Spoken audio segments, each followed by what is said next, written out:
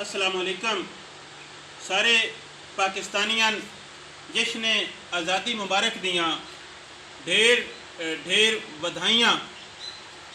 ते संगियो असां अज इस आज़ादी दे मुबारक मौके का अज का यह दिहाड़ा इन्हां बच्चों नाल विसरियां यादां ताज़ा करन दे हवाले दे नाल मना रहे हैं।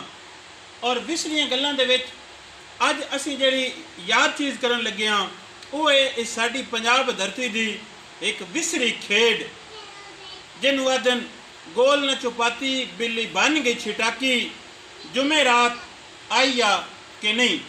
लिहाजा असीं हुण इन्हां बच्चों नाल खेड खेडदे हाँ। तुसीं नाले वेखो तो नाले इस पंजाब धरती की एक खेड इंजॉय करो। आओ पुत्रो एक खेड खेडदे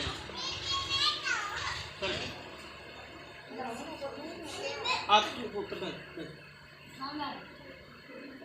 गोल न छुपाती बिल्ली बन गई छिटाकी जो मैं रात आई या कि नहीं। गोल न छुपाती बिल्ली बन गई छिटाकी जो मैं रात आई या कि नहीं। गोल न छुपाती बिल्ली बन गई छिटाकी जो मैं रात आई या कि नहीं। गोल न छुपाती बिल्ली बन गई छिटाकी जो मैं रात आई या कि नहीं।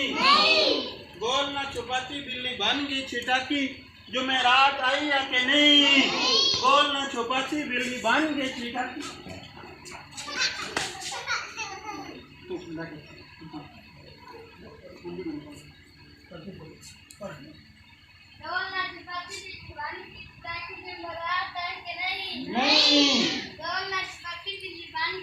लो जी सगियो ये खेड आई ये इंशाल्लाह इन जातकों पका लीए ये भी खेड सन गए।